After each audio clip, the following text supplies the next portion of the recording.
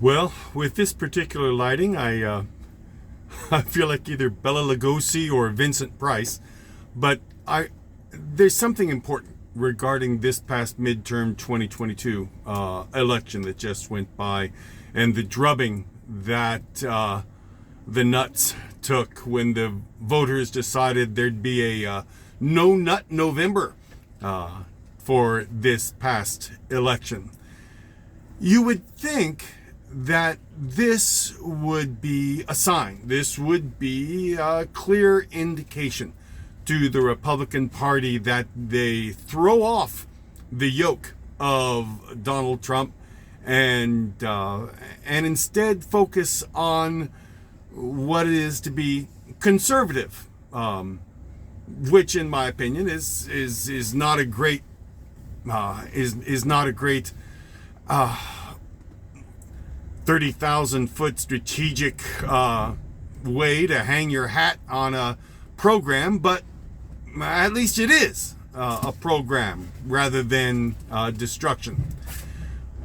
But it's beyond a problem for the Republican Party. It is now a dilemma between two negatives, and that is why I don't see the Republican Party, the sacrifices that they have to make, the fee that they have to pay to the piper at this point for all the decades that they've danced with the devils, is so high. And each person who would step forward so far, as they've done so individually, either by saying, well, I'm not running for a re-election, so now I'm going to be brave and speak out against Donald Trump. Or for those who voted those Republicans who voted their conscience, voted his impeachment, and they were defeated in the primaries. As the problem is, when you surround yourself with men who are focused on doing the wrong thing, then the price for you doing the right thing is so very, very high, tremendously high. And if you surround yourself with people who are trying to do the right thing, then the price of doing wrong is extremely high, which is why bad company tends to corrupt good morals.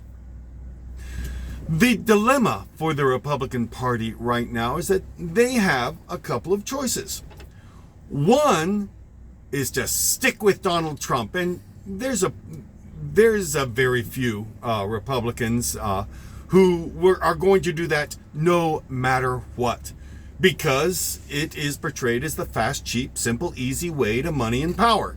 And it's a lot easier to get money by conning people in the short run than it is by actually doing work of trying to make people's lives better. That it is, public policy is hard. Conning people, telling them who to fear and who to blame, and that your people who disagree with you really need to be shot in the head because they are child molesters, that's easy. That's fun. Shoot, you can get a crowd riled up real quick with that type of stuff.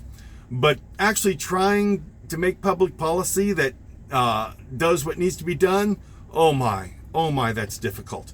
And you're gonna, anytime you put an idea up high and run it up the flagpole, you are target practice. Your plan is target practice for everybody who wants to take a pot shot.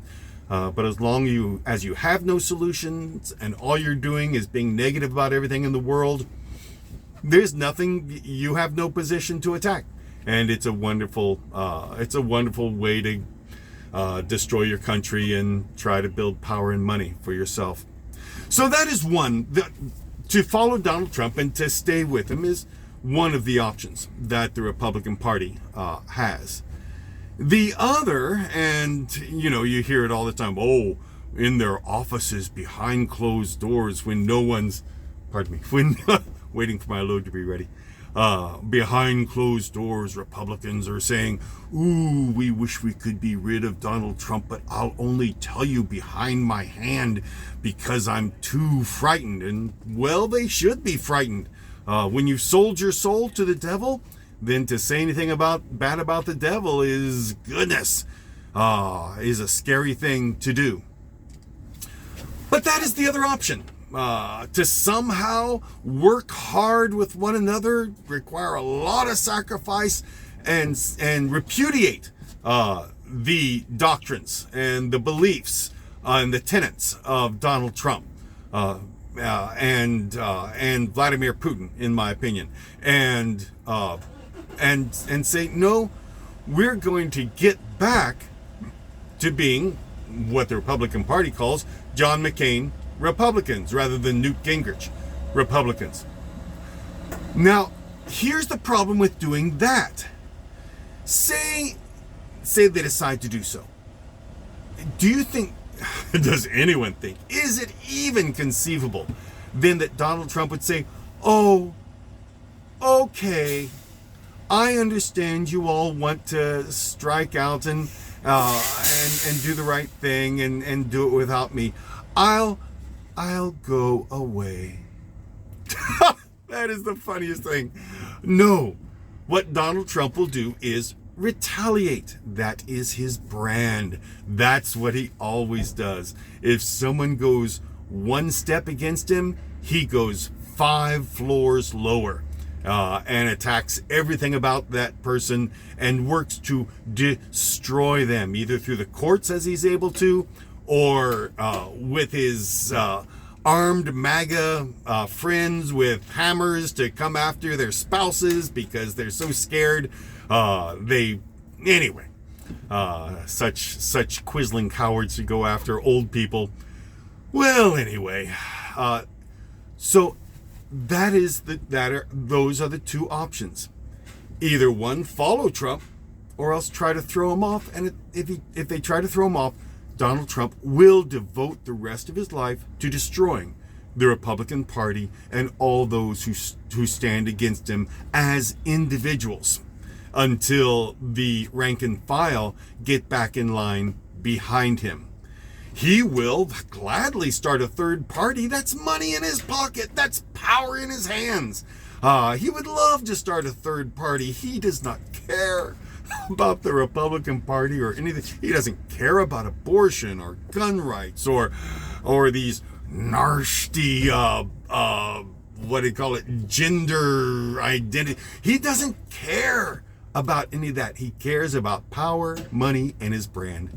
And he will gladly start a third party that will destroy Republican prospects for many, many, many years.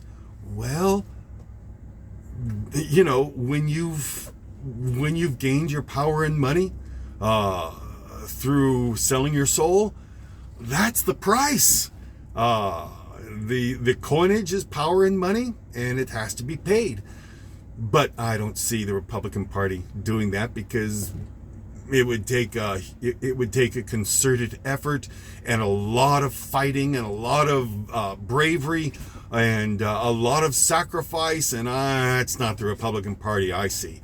I see people who have been sold a bill of good for cheap and easy power and money, and they are not. Donald Trump will be their candidate in 2024, unless he dies, in my opinion. Because they all see as individuals, because it's always for Donald Trump, it's always each individual. He's scared to death of people working together in concert. As individuals, they all know as individuals, Trump will go after them individually to destroy their prospects in the primaries. They'll never make it past the primaries, and they'll be voted out of office, as so many of the Republicans were who voted to impeach him. Those are the two options.